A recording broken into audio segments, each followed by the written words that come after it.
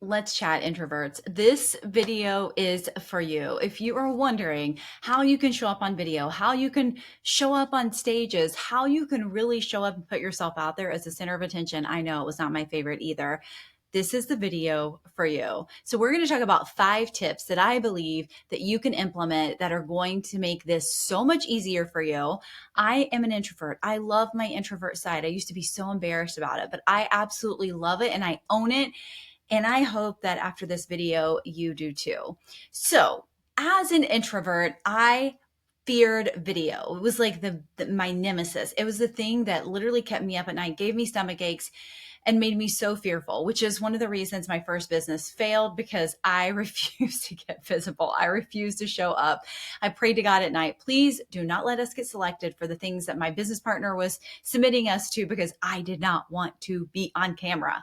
And the one time we did get on camera, I remember I had to go buy a turtleneck, like high neck shirt back in like 2013 because I was so nervous that I knew that my hives were going to take over and just be really embarrassing. So I made sure that I was prepared. But we're talking today about embracing your inner introvert and how you can still show up powerfully online. And I want this video to serve and support you. So make sure you drop in the comments which one you know that is going to serve and support you the most.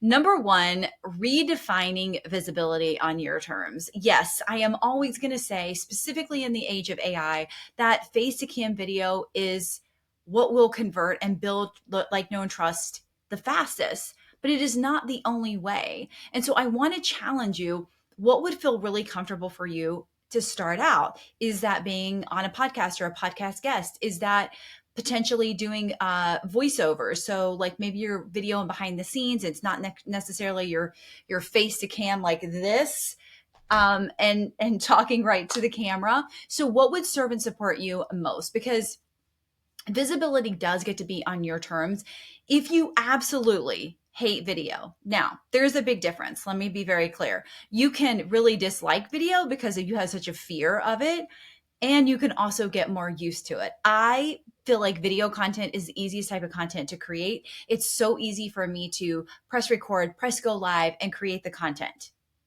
Whereas before, I had all the fears that came up, so it took me that much longer. I had the fears that came up because I said too much. I had the fears that came up because I didn't like how I looked on camera, and I had to redefine it, and I had to keep looking at it, and I had to keep editing it, and blah, blah, blah, blah, blah, which led me to hating video until I learned to embrace it and know that it's not about me. Okay. So visibility isn't about being louder. It's not about shouting at your audience to be seen. It really is. It's not even about volume, to be honest with you. So if we build our brands around depth, if we build our brands around clarity, if we build our brands around conviction, we don't need to perform. We don't need to overproduce. And so I want to challenge you, if something it feels like it's just not working right now, or you're not, and again, comfort, I get it, but we grow outside of our comfort zone. So start tiptoeing into it, even if it's doing a story that disappears in 24 hours, or doing a voiceover, or doing a face to cam and then end it with a voiceover. There's so many tools at your fingertips on every single platform right now. There's absolutely zero excuse. You do not need to perform for attention, okay? You need to connect. I believe that visibility is all about the connection with the end user. Number 2, we're going to use preparation as power, not a crutch. So full transparency, I used to teach people to get on video. And so I would have these 3-day boot camps, and they had 3 days to really learn how to get on video. We did it in Safe Space, which was a Facebook group. And one of the people that I had literally read every single thing. And I knew she was reading it. Obviously, she knew she was reading it. And it was very obvious she was reading it. And also, that was where she needed to go. I've seen her on video today. She doesn't read anymore. But that was what she needed to do. Now, I don't necessarily read. I don't necessarily do anything, but I do love a good, let me find one here. I love a good Post-it note. So give me all the Post-it notes. I love a good outline. So give me all of the bullet points. Don't give me a long form thing to read because I'm going to get confused. I'm not going to remember where I was at, and you're going to be able to tell I'm reading. So I like bullet points. So introverts will also thrive when you are prepared. Now, I don't mean perfection. I don't mean I can't get on video till all my I's are dotted and T's are crossed. For this video, for example, I wrote down the 5 things and I'm like, let's go. Fluffed my hair a little bit, put on some lip gloss, and here we are, right? Fun fact, I have a nail missing, so it's not perfect, but it's okay. You may have not noticed, but I'm showing you. I'm showing up. I'm not perfect, okay? There will be ums in this video. So introverts thrive when they feel prepared. If you need to script your bullet points, if you need to practice your hook, don't let perfectionism delay it. This was one of my problems about getting visible too. It couldn't be perfect, and it's never going to be perfect. No video I've ever done has ever been perfect, and that's okay. I would rather be relatable than perfect and people feeling like they can't achieve something or they can't get on video because it looks too perfect. She never messes up. I mess up all the time, just so we're very clear. So know when good enough is powerful enough. Your voice, your message, your intention, the genuine way that you feel is going to connect more with your audience more than anything else, okay? So your message doesn't have to be perfect. It just gets to be real. The other thing is that sometimes we feel like we need to fill up all the space, especially in the age of you have 15 seconds, you have 3 seconds to grab somebody's attention, blah, blah, blah. You need to do a reel, you need to do this, you need to do that. And so we feel like we have to constantly be talking. And in a really good video, in a really good podcast, there is going to be some pauses. Let your audience breathe. Now, obviously, if you're doing a 30-second video, you don't have much time for people to breathe. However, dead air is actually a good thing. I remember a friend of mine who did high ticket sales. One of the things that she said was when you're selling to someone and you're talking about an offer, the first one that talks loses. So don't talk, be quiet, sit back, let them talk. Obviously, you're on video. Nobody else is going to talk unless you're with someone else. However, let them digest what you just said. Pause at the right moments. Not all the time. But I've also been on a video that I've recorded that I didn't edit.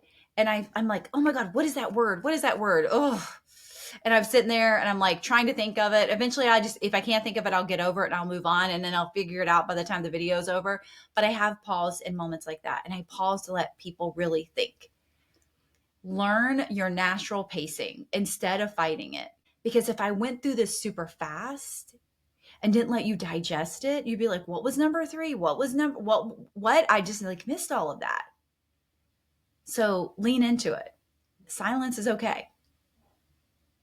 Not forced silence, but silence that makes sense in the moment that whatever you're talking about, okay?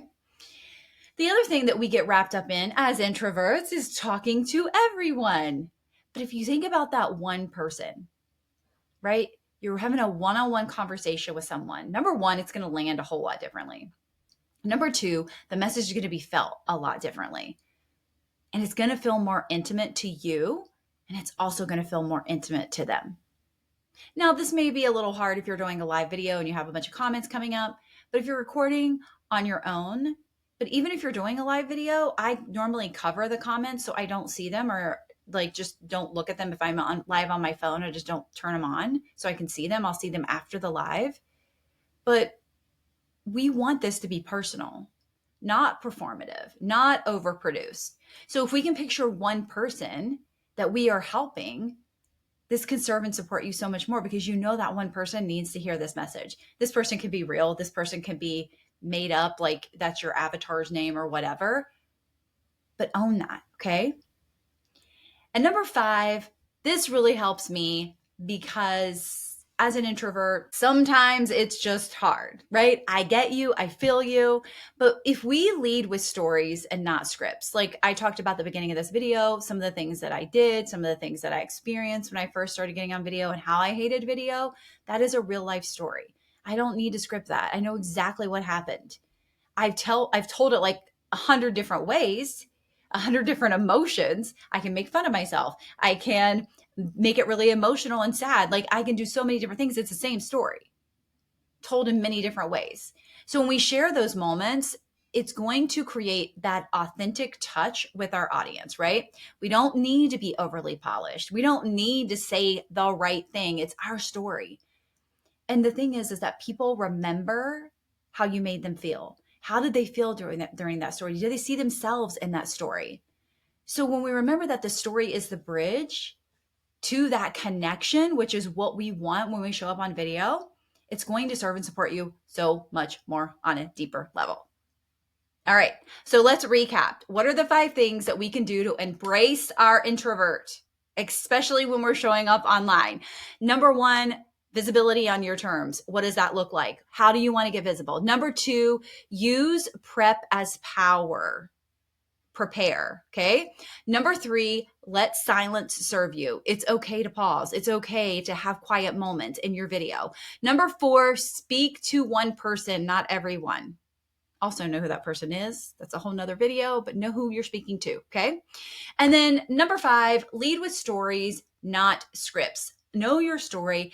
Activate and add your story in there. Help be more relatable to your audience so that they can see themselves through your story, the things that you've overcome, and the way that you are able to show up today to do whatever it is that you do today. You've had a transformation. Allow them to see that through your storytelling ability. If you ever want more support, especially in a one-on-one, I do one-on-one coaching. You can always DM me, reach out to me. And also we have many programs that can serve and support your business growth as well. Specifically your visibility. I attract a lot of introverts. I also attract a lot of extroverts because they struggle getting on video too. And they think if an introvert can do this, an extrovert surely can. If she can teach an introvert, she can teach an extrovert. So however it is, whatever you desire, make sure you reach out to me. There's lots of information in the description, and I would love to work with you in the future.